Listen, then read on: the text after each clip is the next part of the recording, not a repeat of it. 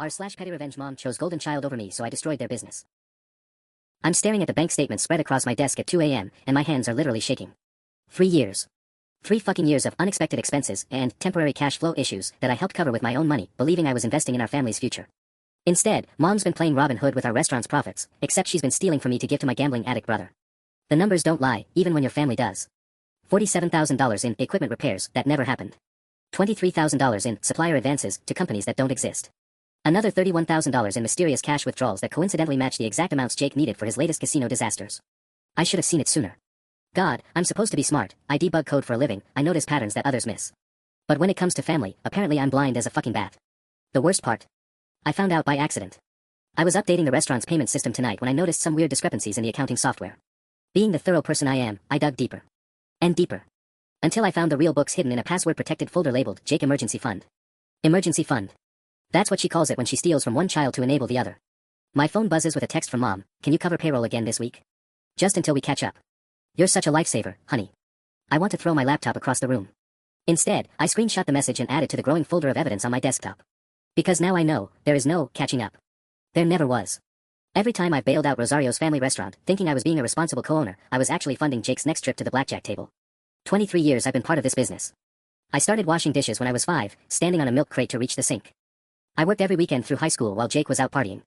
I used my signing bonus from my first tech job to help renovate the kitchen. I spent my vacations managing the books and upgrading their ancient POS system. And for what? So Mom could quietly sign over my ownership shares to Jake while I wasn't looking.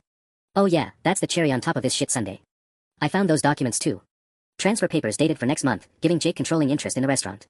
Papers with a forged copy of my signature agreeing to voluntarily reduce my stake in the business to better reflect current contributions. Current contributions. I've contributed everything to this place. Jake's contribution has been showing up high to his dishwashing shifts before getting fired for the 3rd time. But apparently that doesn't matter when you're the golden child who can do no wrong. I close my laptop and lean back in my chair, staring at the ceiling of my apartment. The same apartment I chose specifically because it was close to the restaurant, because I thought I was building something permanent. Something that would last. Mom's always said family comes first. That we stick together no matter what. That the restaurant isn't just a business, it's our legacy. Well, she's right about one thing. This is about family. She just picked the wrong child to fuck over. My phone shows 17 missed calls from Jake, probably begging for another loan. I delete them without listening and open my laptop again. Time to show them exactly how much this family legacy is worth. The next morning, I call in sick to my day job and drive to the restaurant. I need to see this place with fresh eyes, not as the loyal daughter who's been bleeding money for the family business, but as what I apparently am, the mark in an elaborate con game. Rosario's looks exactly the same as it has for decades. Same red brick facade, same hand-painted sign that I helped Dad touch up every spring before he died. Same bell above the door that chimes when you walk in. But now it feels different. Contaminated. Mom's in the back office, probably moving more money around.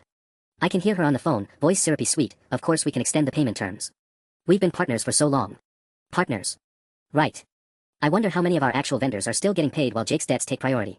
Morning, sweetheart. She beams when she sees me, like she wasn't stealing from me 12 hours ago. You're here early. Don't you have work? Took a personal day. Thought I'd help with inventory. I keep my voice light, casual. You know how I love spreadsheets. She laughs. My little numbers genius. I don't know what we'd do without you. I know exactly what you do without me, Mom. You'd have gone bankrupt 2 years ago. I spend the morning in the storage room, officially counting supplies but actually installing a keystroke logger on the office computer. Amazing what you can do with a USB drive in 5 minutes alone. If Mom's going to keep playing games with the books, I want to see every move she makes in real time. Around noon, Jake shows up. He looks like hell, unshaven, clothes wrinkled, that particular shade of pale that screams, bad night at the casino.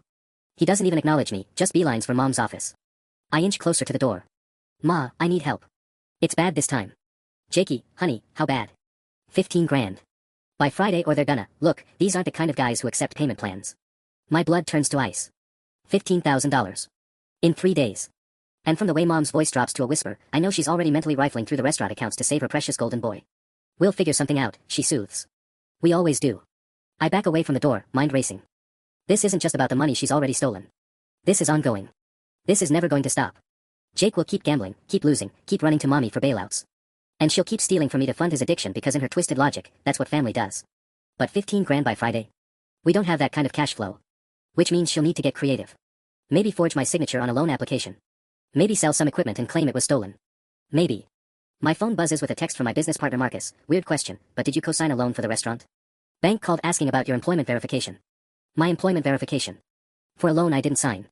The room spins a little. She's not just stealing from the business anymore. She's using my credit, my job, my financial stability to bail out Jake. If that loan defaults, it's not just the restaurant on the hook, it's me personally. I text back, don't verify anything. I'll call you. My hands shake as I type. This isn't just theft anymore. This is fraud. Identity theft.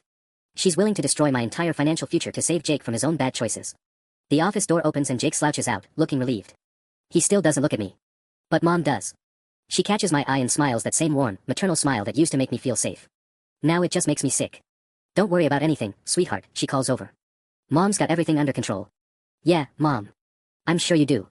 I drive home in a daze, but instead of going inside, I sit in my car and call Marcus back. My business partner deserves to know what kind of shitstorm might be heading his way. What loan? I ask when he picks up. Some business expansion thing. The bank said you listed our company as your employer for a $100,000 loan application. I figured maybe you were helping your family, but... $100,000. The number hits me like a physical blow. Marcus, I never signed anything. I never even talked to a bank. Silence on his end. Then, shit. This is identity theft, isn't it? Yeah. It is. My voice sounds hollow even to me. I'm going to handle it, but if anyone else calls asking about me, don't verify anything. In fact, maybe we should put a note in my employee file about this. Already on it. And Sarah? I'm sorry. Family stuff is always the messiest. After I hang up, I just sit there staring at my apartment building. $100,000. She's not just stealing petty cash anymore, she's willing to commit federal crimes to keep Jake afloat. And the worst part? She's doing it in my name, with my identity, using my reputation. I'm about to get out of the car when I see him. Jake. He's walking up the street toward my building, hands shoved deep in his pockets. For a second, I consider driving away, but then anger flares hot in my chest. No. I'm done running from this family's problems. I get out and walk straight toward him. He looks up, startled, like he wasn't expecting to actually face me. Sarah, hey. I was hoping we could talk. About the $100,000 you and Mom are stealing in my name. Or just the 15 you need by Friday. His face goes white. You know about, look, it's not what you think. It's exactly what I think, Jake. You're gambling again, Mom's enabling you again, and now you're both committing fraud to do it. I cross my arms. What I don't understand is why you're here instead of at the casino losing whatever money she promised you. Because I'm trying to stop. The words explode out of him. You think I want this? You think I want to be 31 years old begging my baby sister for money? You're not begging me for money. You're stealing it. Mom said you'd understand. She said you always understood about family. The manipulation in that sentence makes me see red. Mom said a lot of things. Like how those equipment repairs were necessary. Like how the cash flow problems were temporary. Like how she'd never lie to me. Jake shifts uncomfortably. She was trying to protect you. From what? The truth? The fact that my own family thinks so little of me that they'll forge my signature and destroy my credit without even asking. I step closer. Or were you protecting me from knowing that every time I helped the restaurant, I was actually funding your blackjack habit? It's not just blackjack, he says quietly. It's sports betting, poker, some online stuff. And I know how it sounds, but I was winning for a while. I was going to pay everything back. They all say that, Jake. Every gambling addict in history has said exactly those words. I'm not an addict. I just had some bad luck. I stare at him. Even now, even caught red-handed, he can't admit what he is. And Mom enables this delusion by constantly bailing him out. The loan application, I say. Was that your idea or hers? It was supposed to be a business loan. Legitimate. We were going to use it to expand the restaurant, make it profitable enough to support your gambling indefinitely. To fix things. His voice cracks. To make the restaurant successful enough that it wouldn't matter if I borrowed a little here and there. That's when I realize the truth. This isn't just about Jake's gambling or Mom's favoritism. They genuinely believe they can steal and lie their way to success. They think if they can just get enough money, somehow everything will work out. They're not just criminals. They're delusional criminals. And they're about to learn exactly how much their delusions are going to cost them. You know what the saddest part is? I say to Jake, who's still standing there looking like a kicked puppy. I would have helped you. If you'd been honest, if you'd admitted you had a problem and asked for help getting clean, I would have found a way. His face crumples a little. Sarah. But instead you chose to lie. You and Mom both. You chose to steal from me while I was working 60-hour weeks to keep your asses afloat. I turned toward my building. Don't come here again, Jake. And tell Mom the bank loan isn't happening. I'm halfway to the door when he calls out, she already submitted the application. I freeze. What? The loan. She submitted it yesterday. With your signature. His voice is barely a whisper. She said by the time it processes, everything will be sorted out and you'd understand. The world tilts sideways. She didn't just forge documents, she actually filed them. With a federal institution. Using my identity. My employment. My credit history that I've spent years building. How long have you known? I ask without turning around. About the loan. Just since yesterday, I swear. Not the loan. All of it. How long have you known she was stealing from me to pay your debts? Silence stretches between us. That's answer enough. Since the beginning, I say. It's not a question anymore. Sarah, please. I never asked her to. But you didn't stop her either. I face him again. How long, Jake? 2 years. His voice breaks. Maybe 3.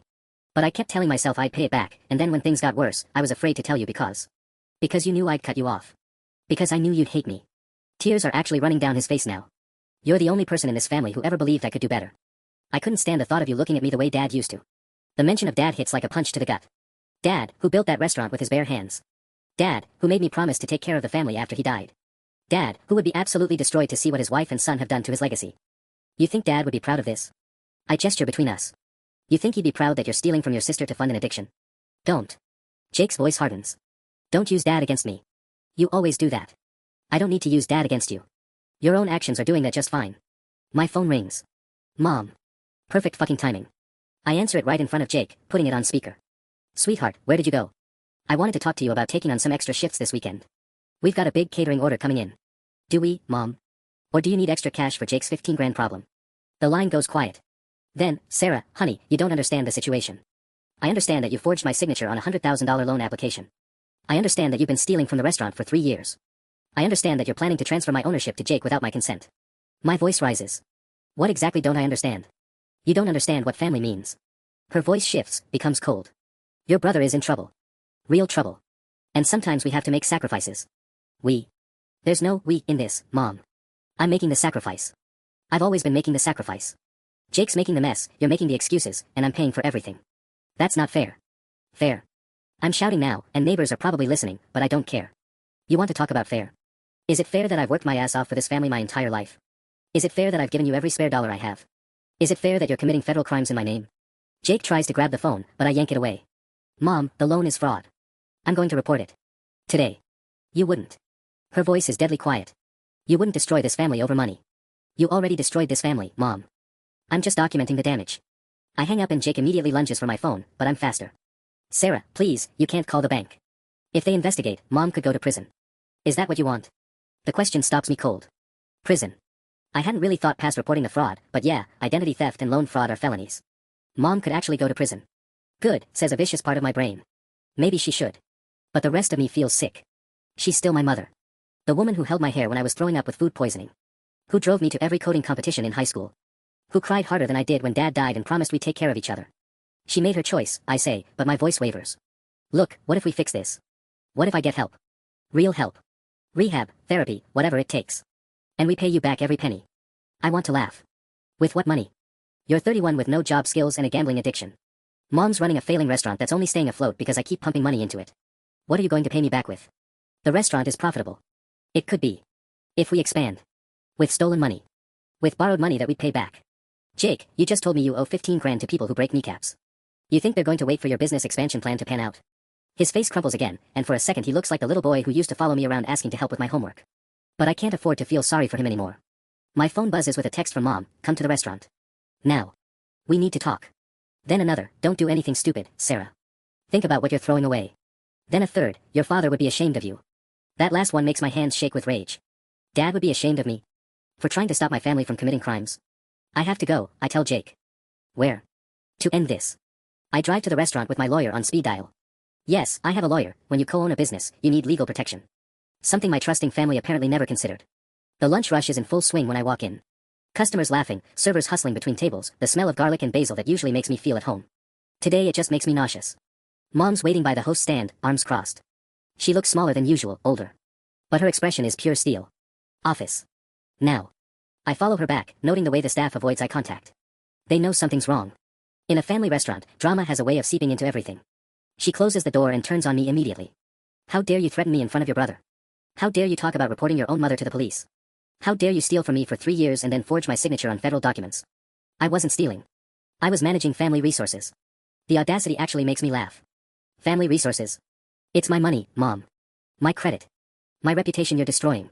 Everything you have because of this family. Because of this restaurant. Because your father and I built something and included you in it. Included me. I've been working here since I was 5 years old. I've put more sweat equity into this place than Jake ever has. Jake needs more help than you do. You're successful. You have a career. You'll be fine no matter what happens. So that makes it okay to steal from me. It makes it okay to ask you to sacrifice for family the way family is supposed to. I stare at her. She genuinely believes this. She actually thinks that stealing from me is justified because Jake needs the money more. Because I'm successful, I'm not entitled to my own earnings. Mom, if you needed money for Jake, why didn't you just ask me? Because you would have said no. The honesty of it hits like a slap. She's right, I would have said no to funding his gambling. So instead of accepting my decision, she decided to steal. The loan gets withdrawn today, I say. You call the bank and withdraw the application. I can't. It's already being processed. Then we'll figure out how to stop it. Sarah, listen to me. If we get this loan, we can fix everything. Expand the restaurant, make it successful enough to support everyone. Jake will get help, I'll pay you back. With what? Mom, the restaurant barely breaks even when you're not funneling money to Jake. A bigger restaurant just means bigger losses. You don't have faith in us. I don't have faith in a business plan that depends on stolen money and fantasy thinking. She slams her hand on the desk. This is what's wrong with your generation. No loyalty. No understanding of sacrifice. You think everything should be easy. Easy. I'm shouting again. You think working 60-hour weeks to subsidize my brother's gambling addiction is easy? You think watching my family commit crimes in my name is easy? Your brother is sick. Then get him help. Real help. Not money for more gambling. We stare at each other across the desk, and I realize this is it. This is the moment everything breaks permanently. Because she's not going to stop. She's not going to admit she's wrong. She's going to keep choosing Jake over me until there's nothing left to steal. My phone rings. Unknown number. Sarah Rosario. This is Detective Morrison with the Financial Crimes Unit. We need to discuss some irregularities with a loan application filed in your name. The blood drains from my face as Detective Morrison's words sink in. Mom's eyes go wide, she can hear every word in the small office. Yes, I've been meaning to call about that. Someone forged my signature. Ma'am, we're going to need you to come down to the station. There are some discrepancies in the application that suggest this might be part of a larger financial fraud case. My knees nearly buckle. Larger financial fraud case. They don't just know about the loan, they know about everything. Can I ask what kind of discrepancies? The financial records provided don't match the business's actual tax filings for the past 3 years. There are significant unreported cash transactions, and the employment verification doesn't align with your actual salary history. Mom is frantically shaking her head, mouthing, hang up, like this is something I can just make disappear. Detective, I think there's been some confusion. I co-own the restaurant, but I'm not involved in day-to-day financial management. That's what we need to clarify. The application lists you as the primary financial officer and claims you've been managing the books exclusively. Your signature is on documents dating back 36 months. 36 months. She's been forging my signature for 3 fucking years. I can be there in an hour, I say, my voice somehow steady.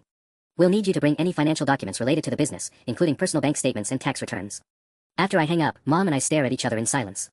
The lunch crowd noise filters through the door, normal people having normal meals, completely unaware that the restaurant they're eating in is apparently the center of a federal investigation. You did this, she whispers. You called them. I didn't call anyone yet. But apparently someone else did. I sink into the chair across from her desk. Mom, they know about the forged signatures going back 3 years. This isn't just about the loan anymore. Her face goes ashen. 3 years. You've been signing my name to documents for 3 years. What did you think would happen? I thought. She trails off, then rallies. I thought we'd have time to fix things before anyone noticed. Fix things how? Jake owes 15 grand to loan sharks, you've stolen God knows how much from the business, and now the police think I'm running some kind of money laundering operation. You're not in trouble. You didn't do anything wrong. I'm named as the financial officer on fraudulent loan documents. My signature is forged on 3 years of paperwork. How am I not in trouble? The office door bursts open and Jake stumbles in, looking even worse than he did an hour ago. Ma, we got problems. Tony's guys were just at my apartment. They know about the loan. Mom and I both freeze. What do you mean they know about the loan, she asks. They know you applied for money using Sarah's name. They want to know when it comes through. Jake's hands are shaking. Ma, I think I fucked up. I might have mentioned that we had money coming in. The room spins. Not only are the police investigating, but now actual criminals think I'm about to get $100,000 that I can use to pay Jake's debts. You told loan sharks about the fraudulent loan application. My voice sounds foreign to my own ears. I was trying to buy time. I thought if they knew money was coming. You thought wrong. I stand up, pacing the tiny office. Jake, these people think I'm getting 100 grand. What happens when that loan gets denied? His silence is answer enough. They'll come after me, I realize. They think I'm your business partner now. They'll come after me for your debt. Sarah, honey, calm down. Mom reaches for my arm but I jerk away. Calm down. I've got police who think I'm a money launderer and loan sharks who think I owe them 15 grand. How exactly should I be calm right now? My phone buzzes. Text from unknown number, Sarah Rosario. We need to talk about your brother's situation. Today. I show them the message. Mom's face goes white. This is fixable, she says, but her voice wavers. We just need to explain. Explain what? That you've been running a criminal enterprise out of Dad's restaurant. Jake slumps against the wall. Sarah, I'm sorry. I never meant for you to get dragged into this. But I am dragged into it. My name, my credit, my reputation, it's all tied to your mess now. I look between them. And the worst part is, you both knew this would happen. You knew that using my identity would make me a target, and you did it anyway. Through the office window, I can see our lunch customers enjoying their meals, completely oblivious to the fact that their restaurant is about to implode spectacularly. 3 generations of family legacy. Dad's life work. My childhood home away from home. All destroyed because Mom couldn't say no to her golden child. My phone rings again. Detective Morrison. Ms. Rosario, we need to move up that appointment. How soon can you get here? I hang up and stare at my phone. 20 minutes. They want me there in 20 minutes, and Detective Morrison's voice had that edge that cops get when a case is about to explode. I have to go, I tell them, grabbing my purse. Sarah, wait. Mom blocks the door. We need to get our story straight. Our story. I almost laugh. There is no our story, Mom. There's the truth, that you've been committing fraud for 3 years, and whatever lies you want to tell yourself. Jake pushes off from the wall. What are you going to tell them? Everything. You can't. His voice cracks. If you tell them about the money I owe, about Tony's guys, they'll, Sarah, you don't understand what these people do. Then you shouldn't have borrowed from them. I was desperate. The casino was threatening to ban me, I had bills piling up, and Mom said she could handle it. Stop. I hold up my hand. Just stop talking. Every word out of your mouth makes this worse. My phone buzzes with another text from the unknown number, 1 hour. Parking lot behind restaurant. Come alone or your family gets hurt. The blood drains from my face. I show them the message and watch Jake literally crumple. Fuck. Fuck fuck fuck. Sarah, you can't meet them. I'm not planning to. I screenshot the message. This goes to the detective too. Mom snatches my phone. You can't show this to the police. Why the hell not? Because they'll want to know why these people are threatening you. They'll dig deeper into Jake's debts, into where the money went. Good. Maybe they should know everything. They'll arrest all of us. The truth hits me like a freight train. She's not worried about Jake or me, she's worried about herself. She's finally realized that her 3 years of managing family resources constitute multiple felonies, and now she's panicking. Give me my phone back. Sarah, please. Think about what you're doing. Think about the restaurant, about our employees, about everything your father built. Dad built an honest business. I grab my phone back. He would be horrified by what you've turned it into. I push past her toward the door, but Jake blocks my way. You can't go to the cops. Not yet. Give me 24 hours to fix this. Fix this how? You owe 15 grand to people who threaten families. The police think I'm running a money laundering scheme. There's no fixing this. I'll figure something out. I always do. That's when I lose it completely. No, Jake, you don't always figure it out. Mom figures it out by stealing from me. I figure it out by covering your ass with my own money. You've never figured out anything except new ways to fuck up. The lunch crowd noise from the dining room suddenly stops. Everyone can hear us screaming at each other, and I realize I don't care anymore. Let them hear. Let them know exactly what kind of family runs this place. Please. Jake's crying now. Sarah, please. If you go to the police, everything falls apart. The restaurant, the family, everything. It's already fallen apart. You just haven't admitted it yet. I push past him and storm toward the front door, but freeze when I see who's sitting in the corner booth. 2 guys in expensive suits, not eating, just watching. One of them makes eye contact and nods toward the back exit. Tony's guys. They're already here. My hands start shaking as I realize I'm trapped. Police in 20 minutes expecting me to confess to crimes I didn't commit. Loan sharks in the dining room expecting money I don't have. A mother who thinks I should sacrifice my freedom to protect her golden child. And a brother whose addiction has turned my entire life into a crime scene. I text Detective Morrison, emergency situation. Need immediate assistance at Rosario's restaurant on 5th Street. Armed men making threats. Then I turn back toward the kitchen, hoping there's a back exit that doesn't lead to the parking lot where they want to meet me. Because one way or another, this ends today. I'm crouched in a walk-in freezer, watching security footage on my phone from the cameras I installed last month. The 2 guys in suits are still at their table, but now a third has joined them. They're not even pretending to look at menus anymore, just sitting there like vultures waiting for roadkill. My phone vibrates with another text from the unknown number, stop playing games. Back parking lot. Now. I ignore it and call Detective Morrison back. Straight to voicemail. Perfect. The one time I actually need cops to show up fast, and they're probably stuck in traffic. Through the freezer's small window, I can see Mom pacing frantically in the kitchen, phone pressed to her ear. Jake slumped against the prep counter looking like he's about to throw up. Our head cook Miguel keeps glancing between them and the dining room, clearly sensing something's wrong but not sure what. Another buzz, your brother told us about the restaurant cameras. We know you're watching. Come out or we come in. My blood turns to ice. They know about the security system. Jake must have mentioned it when he was desperately trying to convince them we had money coming in. Now they probably think I've been recording them, which makes me even more of a threat. I screenshot everything and send it to my lawyer with a message, if something happens to me, give this to police. Then I forward the same screenshots to my business partner Marcus, my best friend Jen, and my neighbor Mrs. Chen. If these guys think they can make me disappear quietly, they're about to learn how wrong they are. The freezer door opens and Miguel pokes his head in.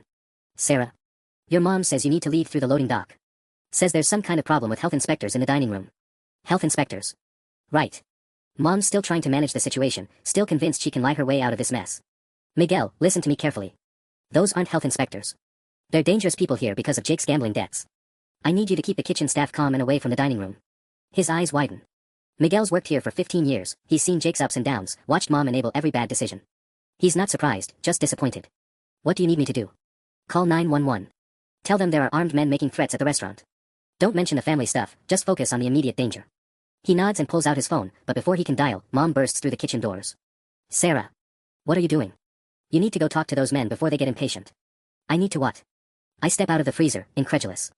Mom, are you seriously asking me to go negotiate with loan sharks? You're the only one they haven't met. You can explain the situation calmly, maybe work out a payment plan. A payment plan for money I don't owe for debts I didn't create. My voice echoes off the kitchen walls. Are you completely insane? Miguel backs toward the rear exit, phone still in his hand. Smart man. They think you're getting the loan money, Mom hisses. Jake told them you're the financial brains behind the expansion. If I could just what?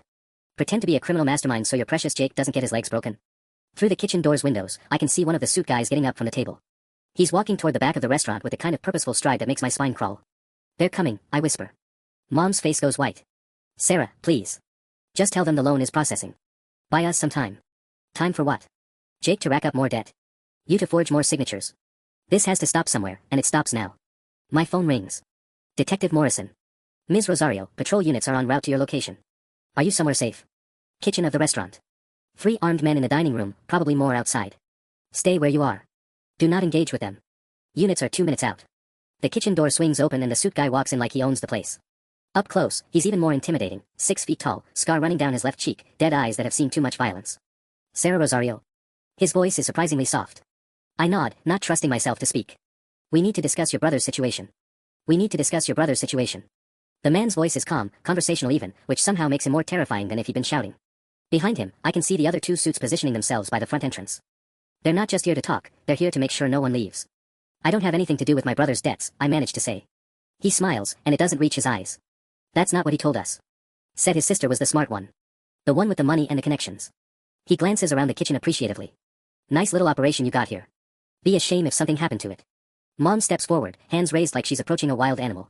Please, there's been a misunderstanding. Sarah doesn't know anything about. Ma'am, I'm going to need you to step back.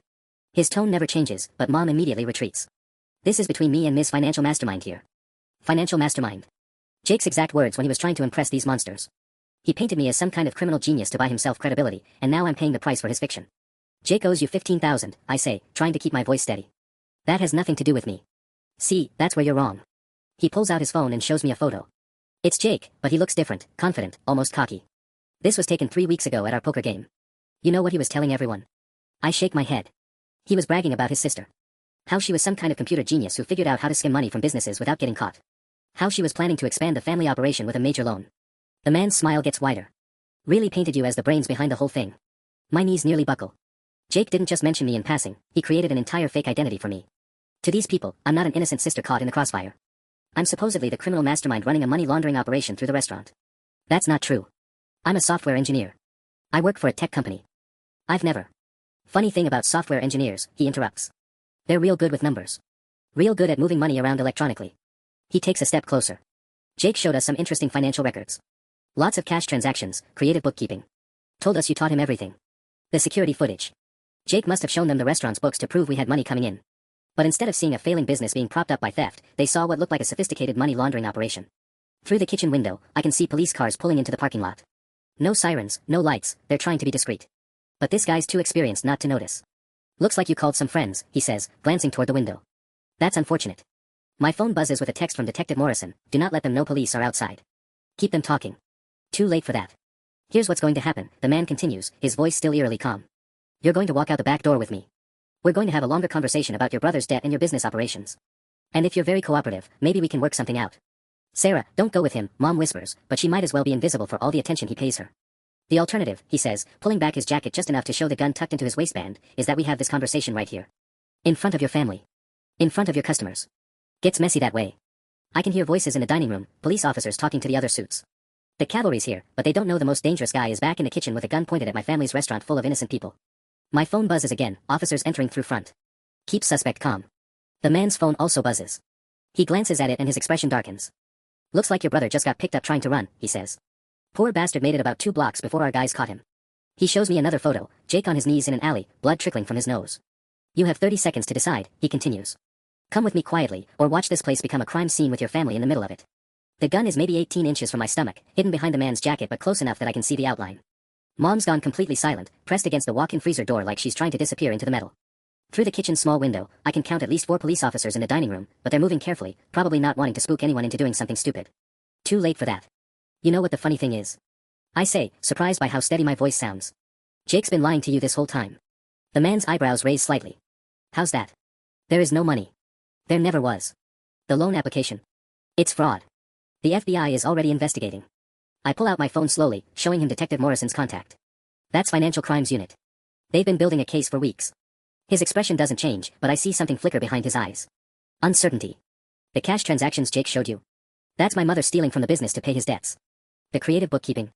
That's her forging my signature because I cut him off months ago. I gesture toward Mom, who looks like she's about to faint. We're not money launderers. We're victims of embezzlement. Sarah, stop talking, Mom whispers, but I'm past caring about protecting her feelings. The expansion loan. Denied yesterday. The FBI flagged it as identity theft. I'm making up the timeline, but it sounds convincing. Jake owes you 15 grand, and the only way he was planning to pay it was with money stolen from me and laundered through this restaurant. The man studies my face for a long moment. In the background, I can hear Detective Morrison's voice getting closer. They're clearing the dining room, probably evacuating customers through the front. So you're telling me, the man says slowly, that your brother used you as collateral for a debt he can't pay, with money that doesn't exist. That's exactly what I'm telling you. His phone buzzes. He glances at it and his jaw tightens. My associate says the kid's crying like a baby, claiming his sister's going to save him. Says she's got FBI connections. FBI connections. Jesus Christ, Jake. Even getting beaten up in an alley, he's still spinning fantasies. I don't have FBI connections. I'm a software engineer who got dragged into this mess because my mother has boundary issues and my brother has gambling addiction. I take a small step toward the rear exit, trying to position myself between him and Mom. But the FBI definitely has connections to me now, considering someone's been using my identity to commit federal crimes. The kitchen door swings open and Detective Morrison appears, gun drawn but pointed down. The man in the suit doesn't move, doesn't reach for his weapon, just sighs like this is a minor inconvenience. Hands where I can see them, Morrison says calmly. Detective, the man replies, raising his hands slowly. Just having a conversation about business matters. Business matters involving illegal gambling debts and threats of violence. Alleged threats. He's still smiling that dead smile. I think there's been some confusion about the nature of our relationship with the Rosario family. Morrison's eyes flick to me. Ms. Rosario, are you injured? No, but my brother, they have my brother somewhere. He's hurt. Units are responding to that situation. Morrison keeps his gun ready but not aimed. Sir, I need you to place your hands behind your head and turn around slowly. The man complies, still moving with that unnatural calm. This is all a misunderstanding, Detective. The Rosarios borrowed money from my employers. When they couldn't pay, we came to discuss payment options. By threatening innocent family members. By exercising our legal right to collect on a debt. I watch this surreal exchange and realize something that makes my stomach drop. This guy's not panicking because he's done this before. He knows exactly how much trouble he's in, not much, and exactly what he can get away with, probably everything. The gambling debt is civil, not criminal. The threats are hard to prove without recordings. Jake borrowed the money voluntarily. Unless they can tie him to actual violence, he'll probably be out in hours. But me? I'm still facing fraud charges for crimes I didn't commit. Detective Morrison, I say quietly. We need to talk. There's a lot more to this situation than illegal gambling. The interrogation room at the police station smells like stale coffee and desperation. Detective Morrison sits across from me with a folder thick enough to choke a horse, and I'm starting to understand just how fucked I really am. Let's go through this again, Morrison says, flipping through pages of financial records. You claim you had no knowledge of the forged loan applications, but your signature appears on documents dating back 18 months. Because my mother forged them. Your mother, who you work with daily at the family restaurant. I don't work there daily. I have a job at a tech company. I help with the books sometimes, but according to these employment records, you're listed as the restaurant's chief financial officer. He slides a document across the table. That's your signature, correct? I stare at the paper. It's definitely my signature, but I've never seen this document before in my life. She must have had me sign this as part of some other paperwork. Maybe insurance forms or... Ms. Rosario, this is an IRS filing declaring you as the primary financial officer responsible for all business transactions. Are you telling me you signed an official tax document without reading it? The walls feel like they're closing in. Every answer I give makes me sound either criminally negligent or outright guilty. How do you prove you didn't know what you were signing when your signature is right there in black and white? My phone buzzes with a text from an unknown number. Jake's in a hospital. Broken ribs, concussion. This isn't over. Morrison notices my expression change. Problem. I show him the message and watch his jaw tighten. We're going to need to put you in protective custody. I can't go into hiding. I have a job, a life. You have a target on your back. These people think you're the mastermind behind a money laundering operation, and now that their loan shark operation is blown, they're going to want compensation. But I'm not the mastermind. Jake made that up. Jake's currently sedated in intensive care. He can't exactly clear up the confusion right now. Another text, different number. Your brother says you have offshore accounts. Interesting. My hands start shaking. Detective, Jake's been lying about me to save his own ass. I don't have offshore accounts. I don't have any accounts except my regular checking and savings. Morrison pulls out another document. What about this account in the Cayman Islands? Opened 14 months ago with your social security number and a wire transfer of $87,000. The room spins. That's impossible. The deposits match exactly with cash withdrawals from the restaurant during the same time periods. Someone with access to both your personal information and the business accounts has been systematically moving money offshore. I stare at the bank statements, trying to process what I'm seeing. The account is definitely in my name, with my SSN, but the address listed is Mom's house. The initial deposit came from a wire transfer originating from Rosario's restaurant. My mother did this, I whisper. She opened an account in my name. That's a very serious accusation. It's a very serious crime. She's been stealing from the business and hiding the money in accounts she opened using my identity. I lean forward, desperate to make him understand. Detective, I found out about all of this yesterday. Yesterday. Before that, I thought I was helping my family save a struggling restaurant.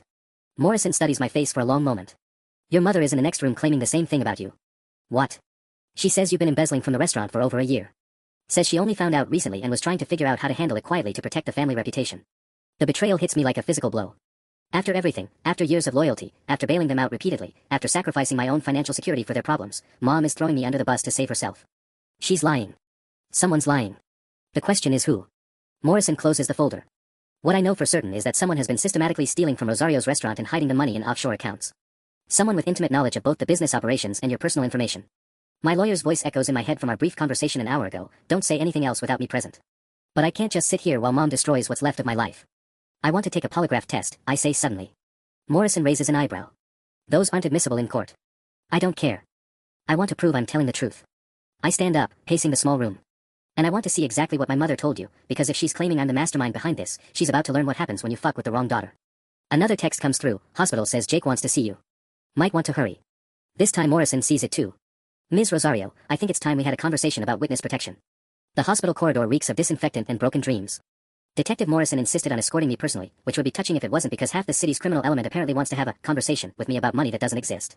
Jake looks like shit. Both eyes swollen shut, tubes snaking out of his nose, machines beeping ominously around his bed.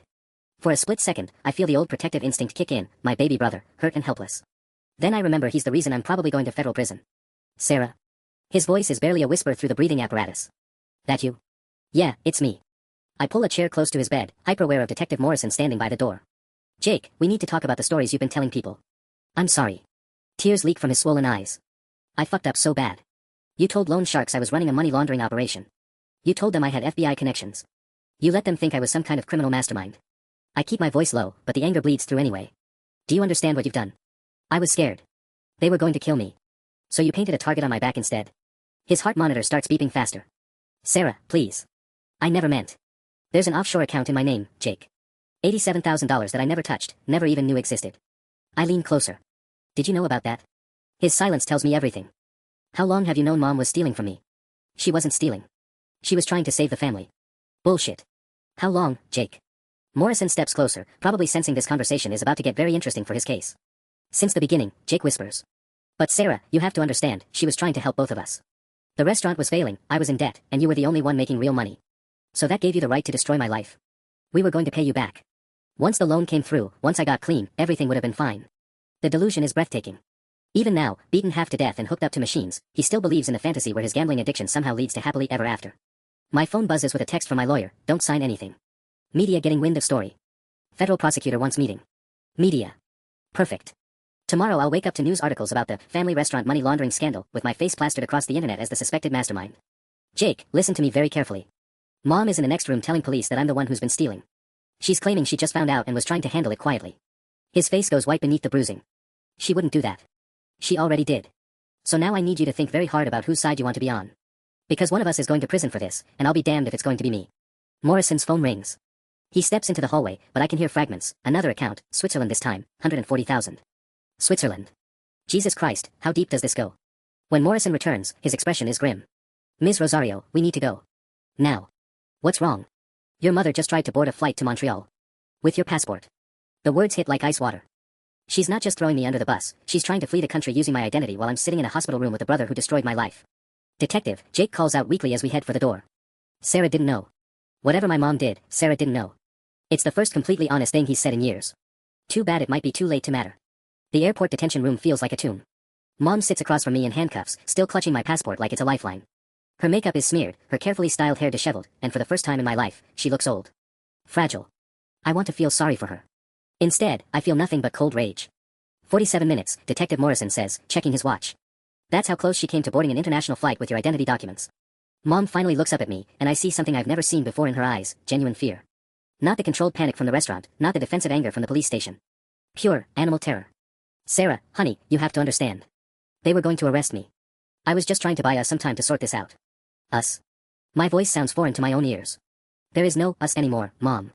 You made sure of that when you decided to frame me for your crimes. I wasn't framing you. I was trying to protect the Switzerland account. I lean forward. Tell me about the Switzerland account. Her face crumbles. How did you? $140,000, Mom. In my name. Money that I supposedly moved there while I was working 60-hour weeks trying to keep your precious restaurant afloat. Morrison slides a tablet across the table showing bank records. Mrs. Rosario, this account was opened using your daughter's social security number and a notarized copy of her birth certificate. The notary stamp matches the one registered to your restaurant's business attorney. I study the documents, recognizing the law firm letterhead. Mr. Peterson notarized these. He's known me since I was 12. According to his records, you came in personally to have these documents notarized. He has a copy of your driver's license and everything. My stomach drops. I've never been to his office for personal business. Only restaurant stuff. Morrison pulls out a surveillance photo from the law office. It's grainy, but clear enough to see someone who looks exactly like me sitting across from Mr. Peterson's desk, signing papers. Except I've never owned the coat the person is wearing. And my hair hasn't been that length in 3 years. Mom. My voice is deadly quiet. Did you hire someone to impersonate me? Her silence stretches so long that Morrison actually leans forward in anticipation. It wasn't supposed to go this far, she finally whispers.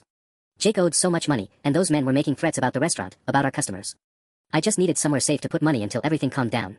You hired someone to impersonate me at a law office. She's a cousin's daughter from Chicago. You've never met her, but there's a family resemblance, and you coached her to commit federal identity theft.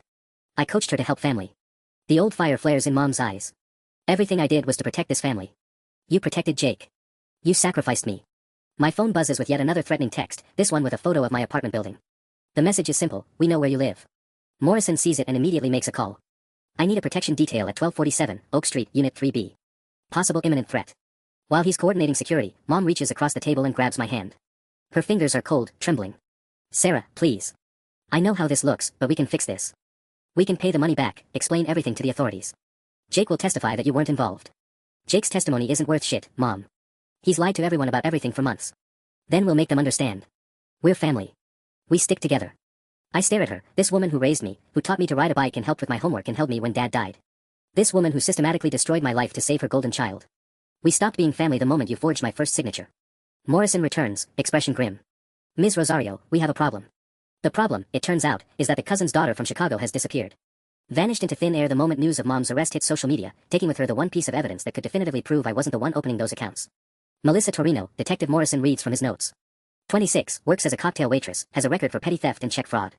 Your mother wired her $5,000 3 weeks ago, supposedly for family emergency assistance. I laugh, but there's no humor in it. Let me guess, the wire transfer came from restaurant funds that were supposed to be my salary. Your Christmas bonus, actually. Morrison slides another document across the table. Your mother told the bank you'd requested it early to help with holiday expenses. My Christmas bonus. The money I was counting on to finally take a real vacation, maybe visit my college roommate in California. Instead, it went to pay a professional con artist to destroy my life. There's more, Morrison continues. Ms. Torino didn't just impersonate you at the law office. She's been using your identity for months. Credit cards, apartment applications, even a gym membership in Phoenix. The scope of the betrayal keeps expanding. It wasn't just Mom making desperate decisions to save Jake, it was a coordinated, long-term identity theft operation that turned me into a ghost in my own life. How long? I ask Mom, who's gone completely silent. How long have you been planning this? She won't meet my eyes. Mrs. Rosario, Morrison's voice has that cop edge that means he's done playing games. We have phone records showing regular contact between you and Ms. Torino going back 8 months. This wasn't a recent decision. 8 months. While I was working overtime to cover restaurant expenses, while I was lying awake at night worrying about the family business, Mom was orchestrating an elaborate scheme to make me the fall guy for her embezzlement. My phone rings. Jake's hospital room. Don't answer it, Morrison warns, but I'm already swiping to accept. Sarah. Jake's voice is stronger now, more alert. Sarah, you need to get down here. Now. Jake, I can't. I'm with the police. Mom's lawyer is here. He's trying to get me to sign something. Something about you being the one who, the line crackles with interference. Sarah, I think they're trying to. The call cuts out. Morrison's already on his radio. I need units at Mercy General, room 314. Possible witness tampering in progress. Who's lawyer? I turn to Mom, but she's staring at the table like it holds the secrets of the universe. Mom, who's fucking lawyer? Language, Sarah. Even now, even caught red-handed destroying my life, she's correcting my manners. That's when I realize the truth. The lawyer isn't Mom's, he's Jake's. Or more specifically, he's working for the people Jake owes money to. The same people who think I'm sitting on hundreds of thousands of dollars in offshore accounts. They're not trying to collect Jake's debt anymore, I say, the pieces clicking into place. They're trying to collect mine. Morrison's eyes widen as he reaches the same conclusion. If Jake signs a statement saying you're the mastermind, it legitimizes their claim that you owe them money. They can come after you legally instead of through threats. My phone buzzes with a text from yet another unknown number, signed statement received. Payment due within 48 hours or we exercise collection rights. Your brother was very cooperative. The message includes a photo of Jake, conscious now, signing papers while a man in an expensive suit watches. My brother's signature, condemning me for crimes I didn't commit, sealing my fate with the stroke of a pen. Detective, I say, surprised by how calm I sound. I think it's time I stopped being the victim in this story. 2 months later, I'm sitting in a federal courtroom watching my family's world burn down in real time. But for the first time in years, I'm not the one holding the matches. Your Honor, the prosecutor says, holding up a thick folder of evidence, the defendant orchestrated a sophisticated identity theft and money laundering scheme spanning over 18 months, using her own daughter as an unwitting front while systematically draining assets from the family business. Mom sits at the defendant's table in an orange jumpsuit, finally looking like what she is, a criminal. Her lawyer, a real one this time, not whatever shark was trying to get Jake to sign statements, keeps shuffling papers nervously. The evidence is overwhelming because I made sure it would be. Every forged signature, every fake document, every wire transfer to that cousin in Chicago who mysteriously reappeared once the FBI offered her immunity in exchange for testimony. Amazing how cooperative people become when they realize they're not the biggest fish in the pond. The defendant's daughter, Sarah Rosario, was instrumental in exposing this fraud, the prosecutor continues. Despite being victimized by the scheme, Ms. Rosario provided crucial evidence and technical expertise that allowed law enforcement to unravel the full scope of the criminal enterprise. Technical expertise. That's a nice way of saying I handed over every keystroke log, security footage, and digital record I'd been collecting. Turns out those computer skills Mom was so proud of were exactly what took her down. Jake's already pled out. 18 months in minimum security, full restitution for his gambling debts, and 5 years of supervised probation. More importantly, he's in a real treatment program now, not because Mom enabled him into it, but because the federal prosecutor made it a condition of his plea deal. The loan sharks. Turns out they were small fish too. The FBI used our case to bust a multi-state gambling and money laundering operation. The guys who threatened me are looking at 20-year sentences. Funny how quickly they stopped being interested in collecting Jake's debts once they realized the feds had been watching them. Does the defendant wish to make a statement before sentencing? The judge asks. Mom stands slowly. For a moment, I think she might finally apologize, might finally acknowledge what she did to me. Your Honor, I was trying to save my family. Everything I did was to protect my children and preserve my late husband's legacy. Even now. Even here. She still doesn't get it. Mrs. Rosario, the judge says, and his voice has that particular tone judges use when they're about to drop the hammer, you didn't save your family. You destroyed it. You turned your daughter into a victim of identity theft, enabled your son's addiction, and corrupted your late husband's business with criminal activity. The sentence is 42 months in federal prison, followed by 5 years of supervised release. Full restitution to me, forfeiture of her ownership stake in the restaurant, and a lifetime ban from working in any financial capacity. After the bailiff leads her away, I walk outside into the sunshine and pull out my phone. 17 missed calls from reporters, 43 interview requests, and 1 text that actually matters. It's from Miguel, our head cook. New owners want to keep the staff. Restaurant reopens next month. Different name, but same recipes. Your dad would be proud. He's right. Dad would be proud, not of what happened to our family, but of how I refused to let Mom's crimes define me. I saved what could be saved and walked away from what couldn't. My phone rings. It's my therapist, Dr. Kim, reminding me about our session this afternoon. 6 months of therapy to undo a lifetime of gaslighting and manipulation. Expensive, but worth every penny to finally understand that family loyalty doesn't mean enabling criminal behavior. I take one last look at the courthouse where my mother just learned the price of choosing the golden child over the honest one. Then I drive home to my new apartment, in a different city, where no one knows me as the daughter who got fucked over by her own family. Here, I'm just Sarah. The software engineer who helped the FBI bust a money laundering ring. The woman who chose justice over loyalty and came out stronger on the other side. Finally, I'm free.